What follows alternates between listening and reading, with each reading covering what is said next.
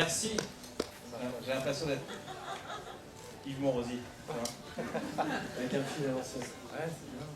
Le mien marche pas. Mais... Si, c'est très léger encore. Très léger. Vous entendez bien? Ouais. Donc on va pouvoir échanger un petit peu autour du film que vous venez de voir, nos deux acteurs qui sont là. Est-ce qu'il y a tout de suite une première question ou vous voulez qu'on commence sans vous? On a cherché une question, on n'a pas trouvé. Hein. Si, on a trouvé. Ah, ouais, si. Tu l'avais ou tu n'as pas trouvé la réponse? Tu l'avais ou mon micro marche pas? Tu l'avais la question ou pas? Allô? Non. C'était moi. Ouais, vas-y, au revoir. Alors, Rémi Besançon. Est-ce que vous avez une question? Ah. D'où vient l'idée, tout simplement? D'où vient l'idée? C'était ça la question. Alors l'idée, en fait, à la base, c'était une envie de parler je pense que ça nous est tous arrivé de rêver de nos morts. Et je trouve que quand on se réveille et qu'on a rêvé de nos morts, on est dans on a un sentiment très particulier. Et à la fois, on est très content d'avoir revu des gens et qui sont plus là. Et à la fois, on est très triste parce que c'était un rêve. Et j'ai voulu essayer modestement de parler de ça. Mais c'est dur d'en parler avant qu'on ait vu le film. Forcément. Quelqu'un? Alors, est-ce que... il y a quelqu'un là. Je te la pose à Je pense que je connais déjà un peu la réponse, mais la chanson du Pixies à la fin, c'était une référence à Fight Club volontaire? Ah ouais, absolument. Ouais, absolument. Il y a beaucoup de références dans le film, à la fois cinématographiques et il y a aussi pas mal de... le film, pour moi, je l'ai fait comme un jeu de piste aussi, donc là, quand on le voit une première fois, on ne peut pas vraiment voir tous les petits indices que j'ai parsemés, mais si vous avez l'occasion un jour de le revoir, vous verrez qu'il y a pas mal de choses qui sont expliquées en fait. Et après, voilà, Fight Club, c'est autre chose, c'est une référence... Moi, j'avais kiffé quand ils vont voir la fille dans le sud et que on parle justement des enfants qui jouent le gamin qui a le même nom, il joue avec un camion de pompiers, ouais. Et ça j'ai fait ah ouais, j'ai eu le script, quand j'ai vu le film j'ai fait ah ouais d'accord, j'avais déjà une autre lecture et je pouvais voir comme si je le voyais une deuxième fois, c'était hyper apprenant et donc c'est cool d'avoir ce truc en vacances un peu, ouais c'est un peu de chasse au trésor à chaque fois.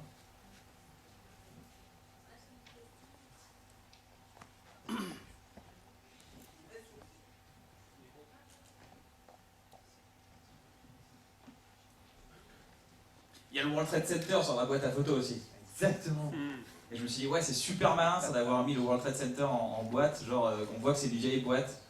Qui l'a grillé ce détail? On est 4, c'est ça normalement. Personne l'a grillé, il y a le World Trade Center. Je trouve ça trop malin en fait de dire, c'est une vieille boîte à photos, ils ont mis le World Trade Center en entier. Voilà, avec Yann, on partage ça d'être un peu geek. Bravo, parce que moi j'avais juste regardé la bande-annonce et je voulais juste vous demander, vous ne dévoilez rien du tout dans la bande-annonce et je m'y attendais pas du tout et vraiment c'était une très très belle surprise et c'est la même chose pour ma voisine. Vraiment, c'est un très très bon film. Mais on le voit pas du tout dans la bande-annonce, est-ce que c'est fait pour? Alors je sais pas si la bande-annonce est en online. La vraie bande-annonce, vous l'avez pas encore vue. Ce que vous avez vu, c'est les teasers en fait. Alors les teasers, ils sont très comédie, ils sont pas très représentatifs du film.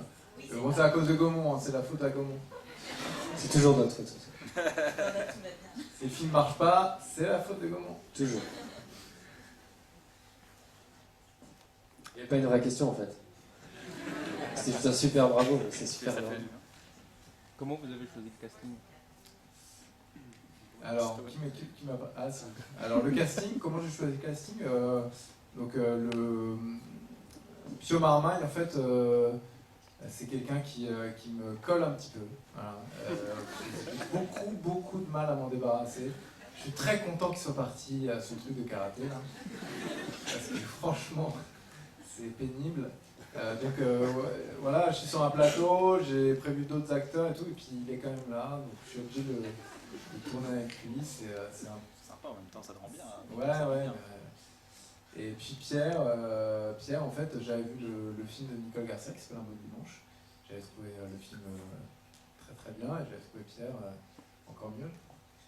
Voilà, j'ai eu envie de travailler avec lui. Et je trouvais que Pierre et Pio ensemble, c'était un beau duo en fait. Il y avait voilà, dans des énergies totalement différentes. Et je trouvais que ça marchait bien tous les deux. Bonjour. Déjà, j'ai beaucoup aimé le film aussi. J'ai deux questions, une pour Rémi, une pour Kim. Les deux traitent de l'adolescence. Rémi, dans tes films, le thème de l'adolescence, c'est vraiment récurrent. Est-ce que c'est une forme de nostalgie de ta propre adolescence? Alors, en fait, pas du tout. Moi, je ne suis pas vraiment nostalgique, mais c'est vrai que mes films parlent pas mal de ça. Pour rien au monde, en fait, je reviendrai à cette époque-là où j'étais très mal dans ma peau. Et c'était un cauchemar, en fait. Le lycée, pour moi, ça a été vraiment un cauchemar. C'est une forme de deuil, peut-être pas? Exactement, je fais mon deuil. Le lycée, pour moi, ça a été vraiment atroce, en fait. Je me suis pris tellement de vent de filles, enfin, c'était horrible. Pareil. Ouais. Dans Bref, tu as aussi pas mal évoqué le thème de l'adolescence. Est-ce que ce film, ça t'a... Enfin, tu as vu quelque chose... je pense que tu as aussi une sorte de nostalgie. C'est un thème Ouais, c'est mon fournisseur officiel d'idées en fait. La nostalgie, c'est ce qui me pousse à faire des trucs, écrire, et ce film, parce que, enfin, nostalgie, et après j'en ai fait mon choix de vie, tu vois, je suis venu en skate, tu vois, j'ai pas non plus, j'ai pas trop changé en fait par rapport à ça, j'ai jamais... Il est venu en métro, il a fait les derniers mètres. Voilà, il fait une réputation, j'essaie de créer un truc, voilà. C'est lui. Non mais ouais, c'est quelque chose qui... C'est bizarre, mais quand t'écris un truc, tu reviens toujours à un détail. Mais j'avais vu un jour un mec qui disait, il parlait un truc justement des premiers souvenirs, des premiers trucs comme ça, c'est la chance de la première fois. Tu vois, c'est des choses qui te marquent à jamais parce que c'est pour la première fois que tu les vis. Les premières déceptions amoureuses, les premiers vrais potes, les premiers trucs, les premières excitations de faire le mur, de faire un contrôle de maths aussi pour certains, peut-être, il y a des gens qui sont kiffés. Et ben en fait, je trouve que c'est des trucs qui te marquent à vie en fait. L'éternelle première fois de dire ok, et tu reviens forcément à ce genre de moments forts pour toi. Et après tu l'expliques, et Rémi le fait vachement bien dans ses films, à chaque fois, c'est intéressant. Mais moi, quand en fait, c'est pas parce qu'il est là, mais quand j'ai vu Bref pour la première fois, je me suis dit putain, le mec, déjà il est fort. Et puis il y a vraiment, je me suis reconnu, et c'est marrant parce que je sais plus, en début d'année 2014, je reçois un coffret de la collection de Bref en Blu-ray, avec un petit mot de Kian, je le connaissais pas, hein, et voilà, qui me met un petit mot très sympa dedans. Et du coup, quand j'ai fait mon casting, je me suis dit, bah, ce mec-là, il correspond parfaitement, il pourrait très bien faire DJ Mad Max. Bien joué le petit mot. Vous avez vu capillairement? Ça c'est une vraie nostalgie mon pote, tu connais pas encore ça, mais ça c'est une vraie nostalgie. Tu sais pas ce que c'est de faire, et qu'il n'y a rien du tout. Sinon, Non, puis on joue à Hearthstone aussi. Quelqu'un joue à Hearthstone ici? Ouais. C'est vrai, tu joues à Hearthstone mec? Viens, on fait une partie. Putain, j'avais dit qu'on se rendra à vie. Putain, je savais qu'on joue à Hearththone. Pardon, Mad Max Fury Road, t'en penses quoi, Ken? Je l'ai pas encore vu. Non. Je te jure, je l'ai pas encore vu. Je l'ai pas encore vu, je me le garde encore. J'ai mes potes qui m'ont dit va le voir, prends le temps et tout. Là, je suis un peu à chaque fois entre deux trucs, j'ai pas le temps de me consacrer à ça, mais j'ai vraiment envie d'y aller. Il paraît que c'est pas le plus souvent. Qui m'encourage d'y aller? Par applaudissement, qu'il faut y aller ou pas? Ok, je vais y aller. Non mais pour moi, je vais y aller. La VHS, elle ressemblait plus à rien de Max à la fin. Donc j'ai essayé le film, et le fait qu'on me dise tu veux faire... Parce que j'ai mon meilleur pote à Reims quand j'étais gamin, je l'ai appelé, j'ai dit je joue dans un rayon de Besançon, et je suis l'aigle de la nuit, je suis le cavalier de la roue. Vous m'entendez tous les flics? J'avais vu ça dans la salle de bain tout seul. Je suis vraiment le seul à faire, merde, j'ai l'impression d'être le meilleur artiste. C'est ça la poste. J'ai la chance de faire ça et de le faire 20 ans après, c'est une phrase culte que je faisais avec mes potes. Voilà, on gueulait comme ça à la Fnac. Mais ouais, mais c'est le truc qu'on fait entre potes en fait, on s'en fout. Et là, on me dit, tu veux le faire dans un film de Rémi Vincent? Je dis, avec plaisir. Gros lâcher prise. Grosse influence Mad Max. t'en prie mec. Si tu veux faire un Hearthstone, c'est quand tu veux. Attention parce que il est très fort. Bon, Question, Julien, est-ce que tu veux poser ta question ou est-ce que quelqu'un Rémi pose une Besançon. question? Non, s'il vous plaît, est-ce que Rémi quelqu'un a une Besançon. question? Est-ce que... Personne ne veut poser une question parce qu'il la veut pas la question. Georges Lucas, vous avez une question? Parce qu'on a Georges Lucas dans la salle depuis tout à l'heure, ça me fait super bizarre. Je ressemblais vraiment à Georges Lucas. C'est vrai, ouais. De ouf, putain, j'ai Georges Lucas qui est là. Je suis ton père. Non, mais c'est vrai. C'est ouf. Non, j'ai simplement adoré le film et par contre elle a plein de questions. Ah, cool, allez-y. Non, j'ai pas de questions, mais plutôt, je me suis aperçue très rapidement du Fight Club, moi. Très rapidement. Et malheureusement, j'ai tout dit à mon ami Mounir. Vous êtes particulièrement intelligent. J'ai tout capté et c'était très bien fait. Il y a quelque chose que vraiment, vous avez réussi à donner toutes les émotions que vous avez voulu donner, vraiment, parce que j'ai autant envie de pleurer. Et c'était top. Merci. Est-ce que tu as fait ça dans une séance à 6e sens il y a 10 ans? Est-ce que tu as fait? Est-ce que tu as fait? Est-ce que c'était toi? Non, parce qu'en fait, et toi, tu n'as rien demandé. Usual suspect. T'es juste dégoûté. Je vais poser la question. Non, mais je pense qu'il y a encore plein de Bien questions. sûr, il y a plein de questions, j'imagine. Avant Qui cette veut poser question. une question? Voilà. Ah, Avec ce scénario, ce casting, etc., comment on arrive à vendre le projet à Gaumont? Alors, avec ce scénario, je répète, parce que les gens n'ont pas entendu. Voilà. Avec ce scénario et ce casting, comment on arrive à vendre ce projet à Gaumont? Alors, Parce qu'il y a des ruches quand même. elle était pas mal ta question, Julien, en fait. non, Non, je c'est sais pas. pas. Gaumont, moi j'ai fait mon film précédent avec eux, un heureux événement, c'est très bien passé. Gaumont, c'est une boîte de distribution et de production très fidèle. Donc, quand je leur ai proposé mon film, je crois qu'ils ont aimé le scénario. Ils m'ont fait confiance. Et voilà quoi. Après, mon 5e film. Oui, déjà. Déjà, putain, merde, ma vie en l'air, c'est il y a 10 ans. Ouais, c'est faux. Vas-y. Ouais. Il y avait un petit casting aussi hein, pour Ma vie en l'air. Hein, Il y avait des petits jeunes. Genre Marion Il y avait Cotillard, des petits jeunes qui débutaient. Vincent Elbach, Vincent. Gilles Lelouch. Ouais.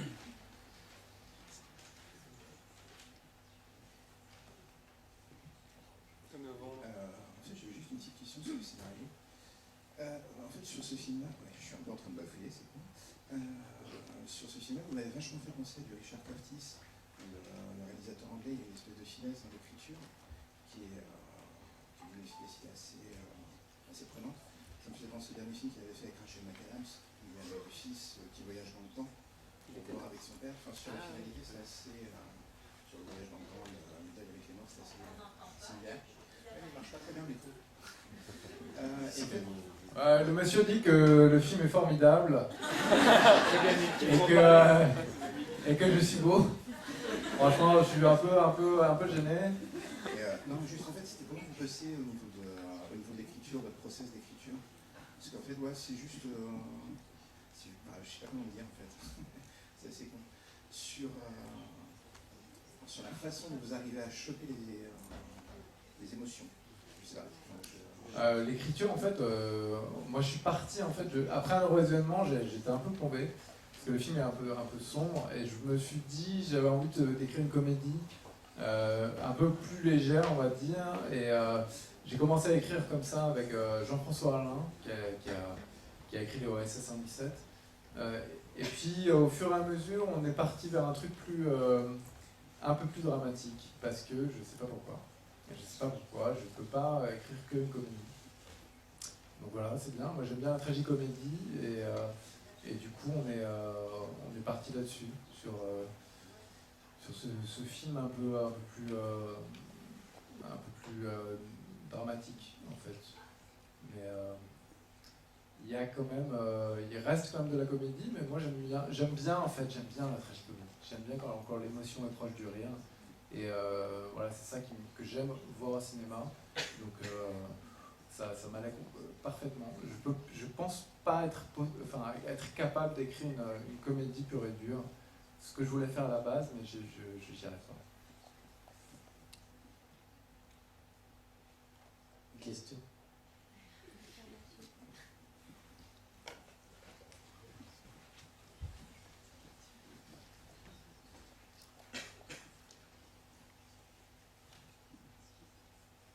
Votre film en fait me fait penser au film qui s'appelle Camille Redouble, qui est sorti il n'y a pas très très longtemps. Excellent film.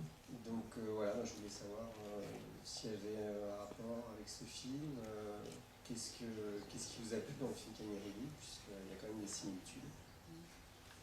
Alors Camille Redouble, c'est un très bon film, qui est... moi j'ai bien aimé aussi l'original, qui s'appelle Peggy Sue s'est mariée, de Coppola. Après, dans ce genre de film, un peu où on joue sur le temps, moi ça me plaît de jouer avec le temps en fait, ça me plaît de tordre la temporalité, de jouer avec les flashbacks, tout ça. Donc Camille Redouble, j'aime beaucoup. Tant mieux que ça vous fasse penser à ce film, en fait.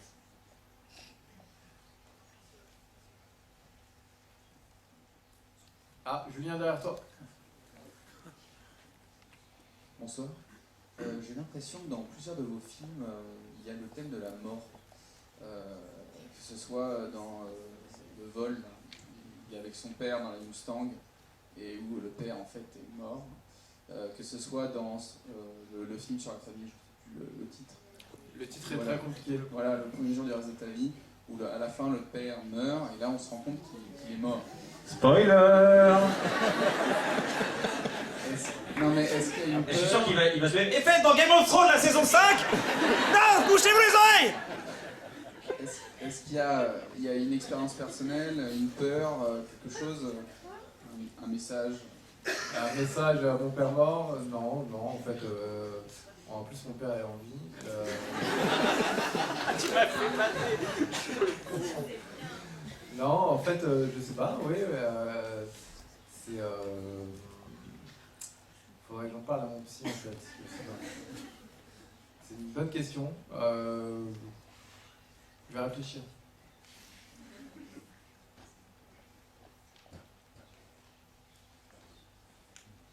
Une dernière question. Ouais, Julien, vas-y, pose. Alors, Rémi Besançon, Pierre Rochefort, Ken Koujourny. Est-ce que Gagne réellement a essayé de revivre sa jeunesse?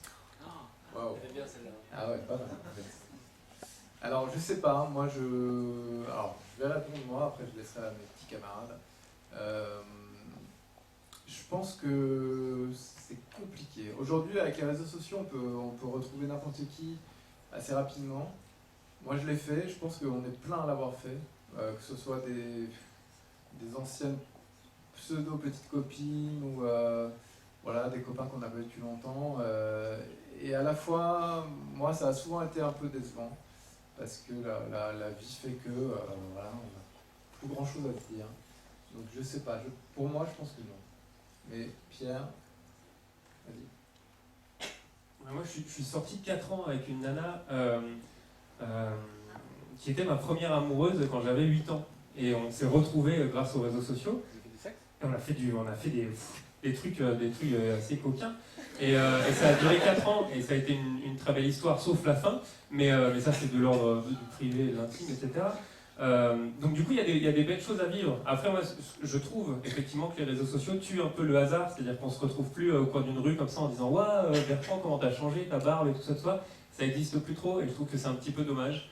Voilà, après, il y a des gens qui font de l'argent en vous demandant de revivre votre passé, à vous, la psychanalyse, et on est obligé du coup de repasser par ces souvenirs pour essayer d'aller de l'avant. Voilà, c'est une autre possibilité.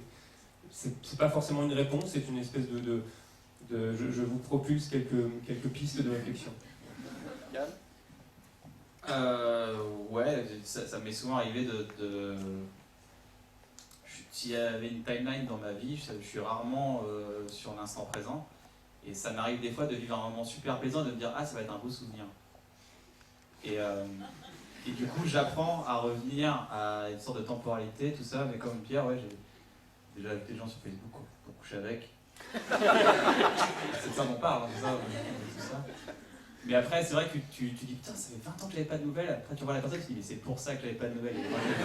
Il a mangé son caca dans la récré, c'est lui, c'était lui. Donc en fait, tu te rappelles, c'est une sorte de kiff éphémère à voir les gens mal vieillir quand c'était des salauds à la récré, tu vois, toujours dire, ouais, c'est bien fait pour ça.